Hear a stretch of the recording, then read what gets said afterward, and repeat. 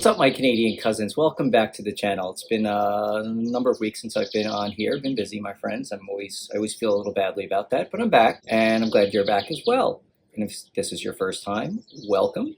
If you like the content at the end of this video, please consider liking and subscribing. So last Monday was just a little over a week ago, was Memorial Day here in the United States, and I've done some videos before in and around Memorial Day and Remembrance Day / Veterans Day in the United States, and I always like to do some form of remembrance from a military perspective in and around those days. One of the most tragic aspects of war, and war in and of itself is tragic, is when there are friendly fire incidences. These are not well publicized. Why? Because it's embarrassing. I always think that the truth ought to come out, but it's embarrassing and it hurts. It hurts for the family, but I think it hurts more when they find out what actually happened and ultimately realize that they've been deceived. So in World War II, there was a very, very tragic incident. The Japanese had taken, in the Aleutian Islands, off of the coast of Alaska. These were the only bits of land of U.S. territory that the Japanese occupied during the war. And an early operation to oust the Japanese from the island of Attu was very stiff resistance by the Japanese, and it was very difficult. And so the United States and Canada joined up to oust the Japanese from the island of Kiska, also in the Aleutian Islands. They fully expected to meet the kind of resistance that they met at Attu, and that's what the intelligence had seemed to say to them. I believe that a combined U.S. and Canadian special forces worked together as they did in Italy in World War II as well. But separately, U.S. forces and Canadian forces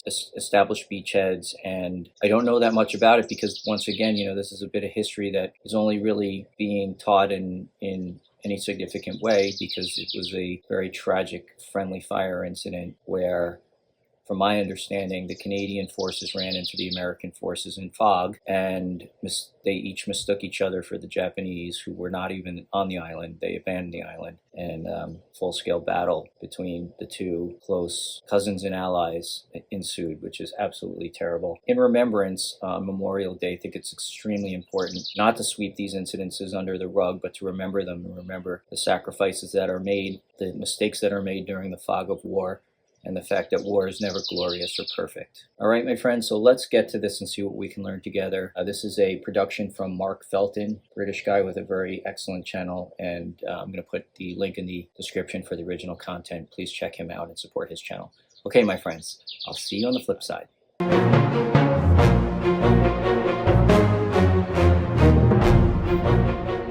During World War II, US and Canadian forces actually entered full-scale combat operations against each other in one of the conflict's most tragic incidents. It resulted in significant casualties and a great deal of recrimination. So where did this tragedy occur? The answer is a cold, windswept, often fog-bound island in the North Pacific named Kiska, part of the Aleutian Islands chain in Alaska. Japan had attacked the Aleutians in summer 1942 as a diversionary operation as part of their Midway Island campaign. Midway turned into a complete disaster for the Imperial Japanese Navy, but in the north, Japanese forces managed to occupy several remote Aleutian islands. On the 6th of June 1942, a Japanese force of 500 Marines had captured Kiska, followed by 2,000 Army troops. The US determined to recapture its lost Aleutian territories and instigated a series of amphibious operations. In May 1943, the island of Attu was recaptured after very fierce fighting with its Japanese garrison. Attu and Kiska's geographic positions controlled the sea lanes across the North Pacific. The Americans feared that the Japanese would turn the islands into strategic air bases from which to bomb Alaska and the US West Coast. The Canadian West Coast, for that matter. The threat had to be eliminated. There was also the idea of using the Aleutians for US heavy bomber bases to attack the Japanese home islands. Attu fell at a cost of 549 Americans killed, 1,148 wounded, and a further 1,814 sick or died from disease, demonstrating the inhospitable nature of these exposed subarctic islands. For a small island, that's a lot of casualties. The operation to recapture Kiska, codenamed Cottage, would commence on the 15th of August 1943. Unusually for the Pacific Theater, Cottage would be a joint US-Canadian affair. The US force consisted of... He said unusually for the Pacific Theater, it would be a joint Canadian-American affair. I mean, obviously the Canadians fought very significantly in Europe, in the European theater, and were instrumental in the Battle of the Atlantic. To be honest with you, I don't know all that much about Canada's contribution in the Pacific. I'm very curious. I'm going to have to explore that a little further. The 7th Infantry Division and the 87th Mountain Infantry Regiment of the 10th Mountain Division. The Canadian 6th Infantry Division provided its 13th Infantry Brigade. There was also the 1st Special Service Force, a joint US-Canadian commando unit. The US knew that the Japanese garrison on Kiska numbered over 10,000 men, with anti-aircraft guns and some artillery. They expected a stiff fight. A significant naval bombardment commenced on the morning of the 15th of August, including almost 100 Allied ships, plastering known Japanese positions before over 34,000 US and Canadian troops began boarding landing craft.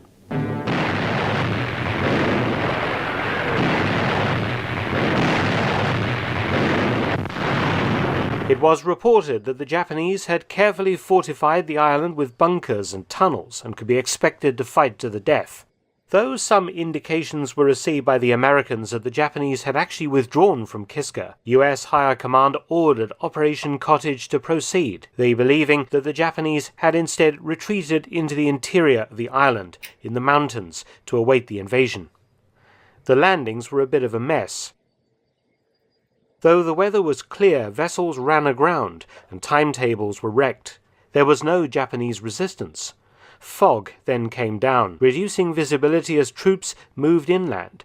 Gunfire was heard all the time as soldiers shot at suspected positions, and explosions went off as Japanese booby traps detonated or people stepped on mines.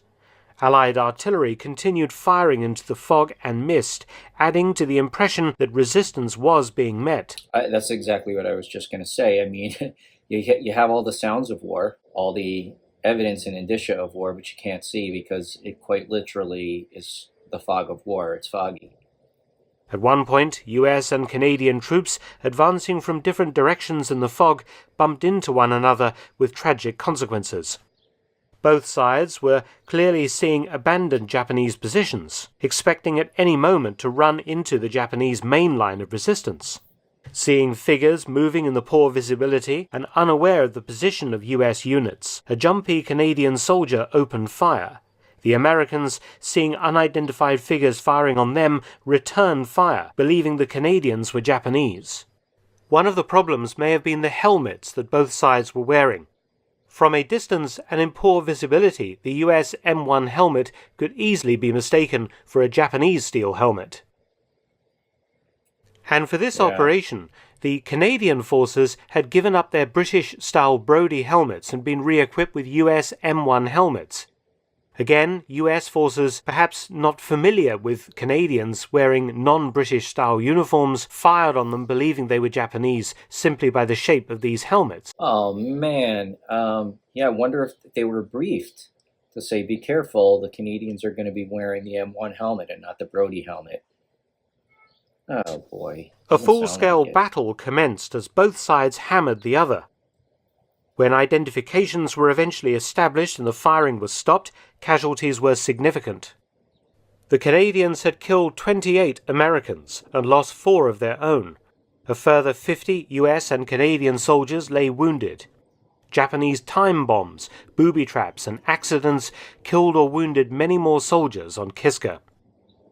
The biggest single loss was to the US Navy, when a stray Japanese sea mine collided with the destroyer USS Abner Reed, blasting off the vessel's stern and killing 71 crewmen and injuring a further 47. The island of Kiska was soon declared captured, but not one Japanese soldier was found anywhere on the island. US intelligence had been right to be suspicious. For once, the Japanese had decided to retreat rather than fight and had successfully evacuated the barren island. But somehow the invasion force had suffered 313 casualties invading an empty island, caused by an appalling series of friendly fire incidents demonstrating poor inter-allied cooperation, and a series of clever Japanese booby traps which had taken the lives of many unsuspecting soldiers. None of this was reported in the press or newsreels at the time for obvious reasons, but Operation Cottage was an embarrassment of fairly big proportions for the US and Canadian militaries. Many thanks for watching.